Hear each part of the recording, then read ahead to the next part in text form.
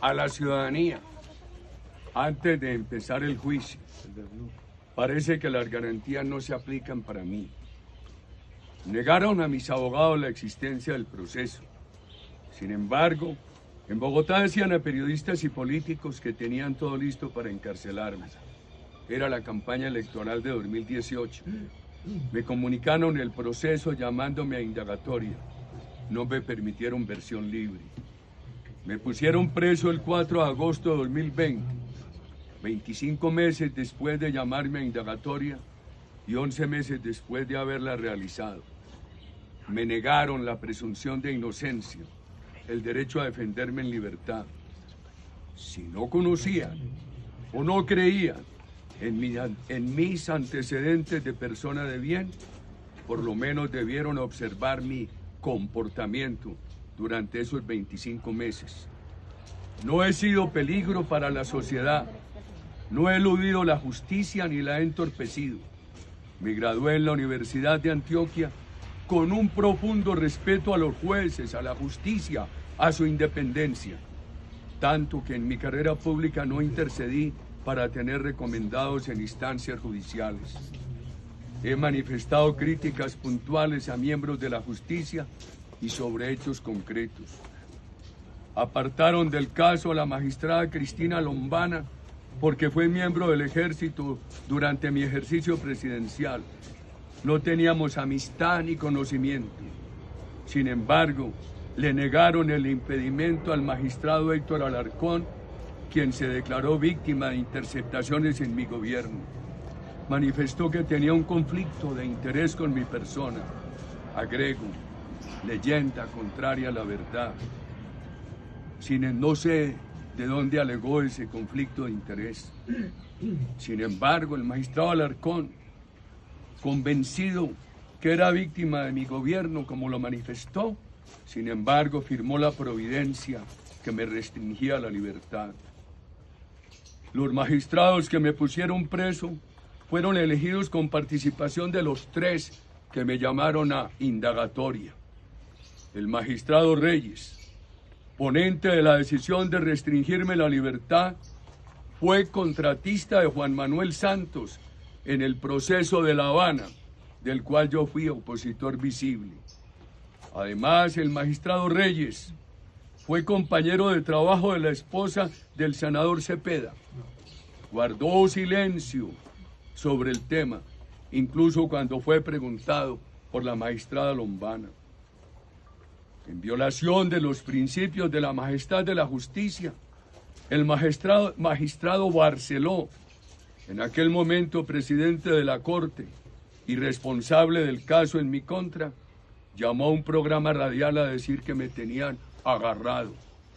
Con el magistrado Hernández agitaron el tema contra mí en la televisión.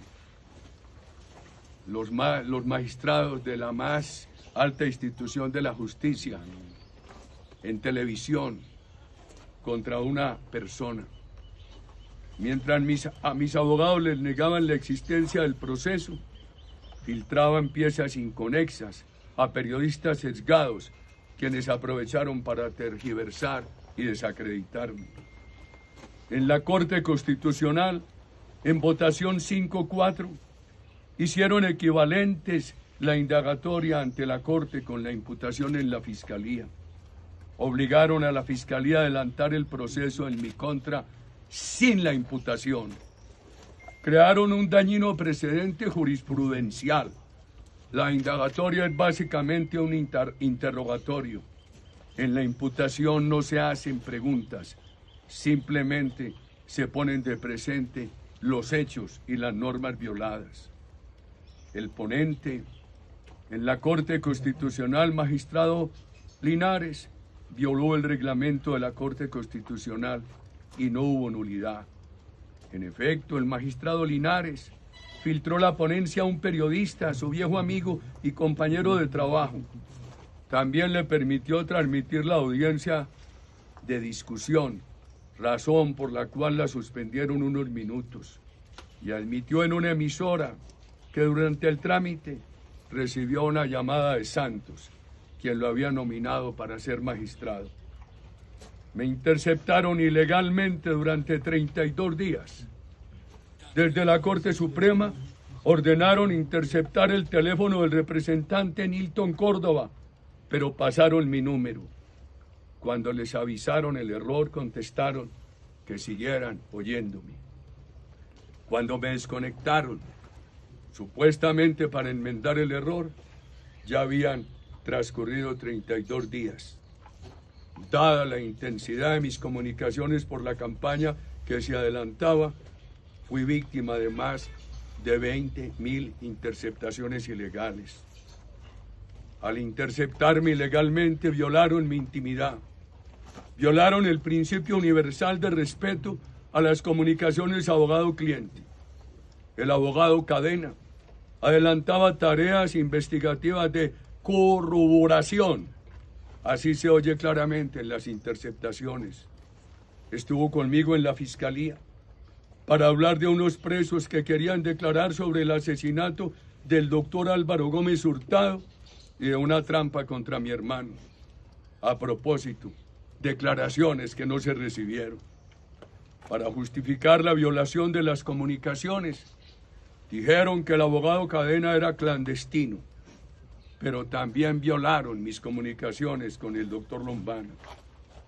Denuncié al senador Cepeda, lo absolvieron, pero insisten en llevarme a la cárcel.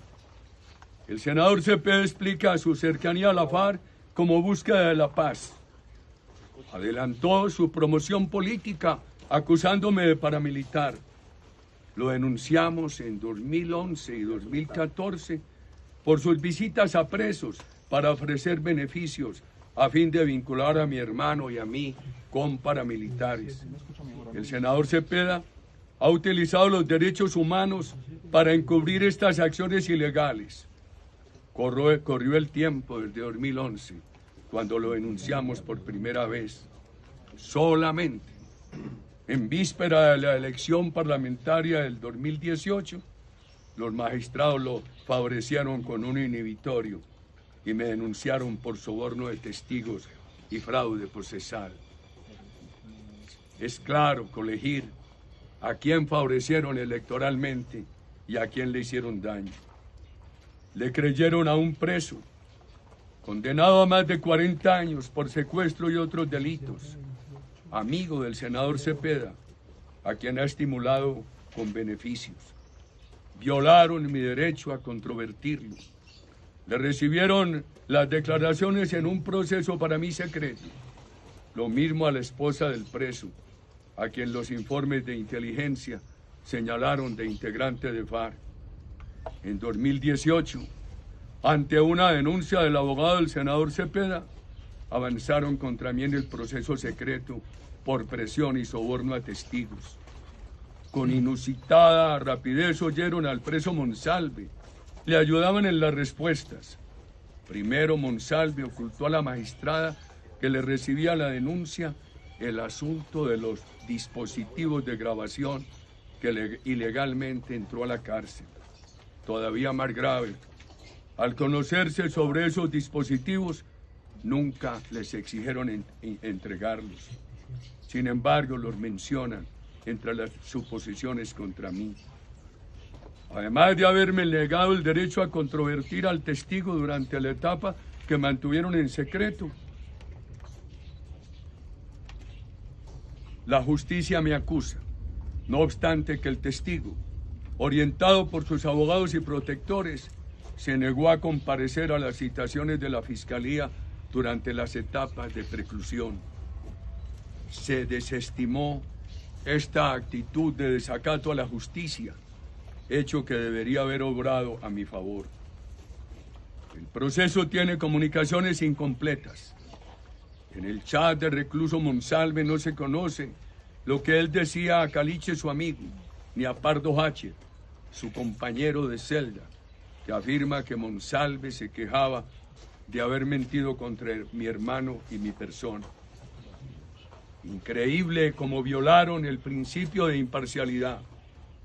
Uno de mis abogados, el doctor Víctor Mosquera, preguntó al senador Cepeda en la Corte Suprema si podía entregar los chats de sus comunicaciones con Monsalve.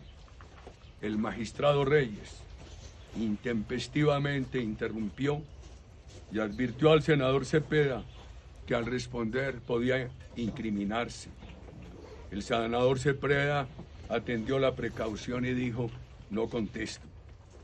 También dijo en algún momento ante el magistrado que su teléfono en una caída perdió la memoria.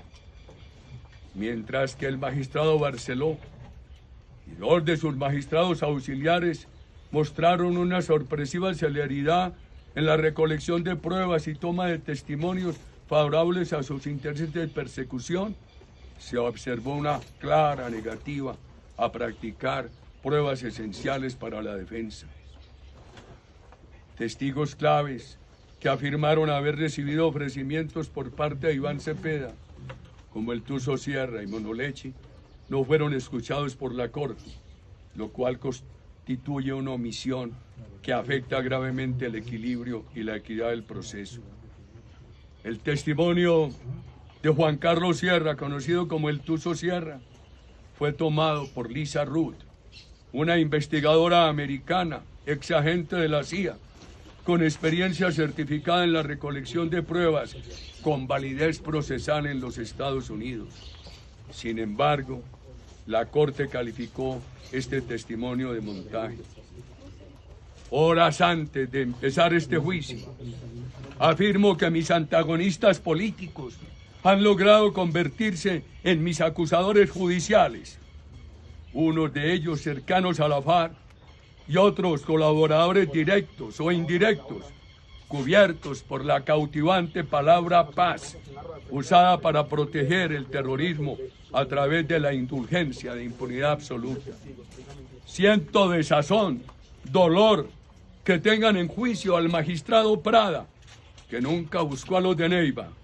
Al contrario, lo buscaron como antes a otros allegados míos para informar que Monsalve había mentido y quería decir la verdad. Cuando el doctor Prada me consultó, le dije que Monsalve diga la verdad. Confieso que me da indignación que el magistrado acuse al doctor Prada de cómplice mío, que yo lo mandé y que él buscó al recluso Monsalve para sobornarlo. Los profesores de Derecho Penal enseñan que el juez, incluso el instructor, debe también enterarse del pasado del investigado o acusado antes de decidir. En mi largo recorrido vital y político, jamás he acudido a un joven para crearle el riesgo de una conducta penal con el fin de favorecerme. Horas antes de empezar este juicio, repito ante mis compatriotas que jamás he engañado a la justicia. Pedí que todos los elementos recaudados se adjuntaran a la Corte, sin seleccionarlos, sin la más mínima modificación. Mi vida pública no conoce la mentira. Quienes recuerdan los gobiernos que presidí saben que reconocía errores, que asumía responsabilidades, que delegaba éxitos. Impreso en mi alma está el recuerdo del asesinato de la FARC al grupo de secuestrados encabezado por el gobernador Gaviria y el exministro Gilberto Echeverri. No dilaté con la disculpa de la investigación exhaustiva. De inmediato acepté nuestro error militar en el intento de rescate. Los mayores que vivieron el momento fácilmente pueden recordar que contradije la versión de la FARC sobre su asesinato a los diputados del Valle del Cauca. Lo nuestro fue la verdad, como lo reconoció la Cruz Roja Internacional.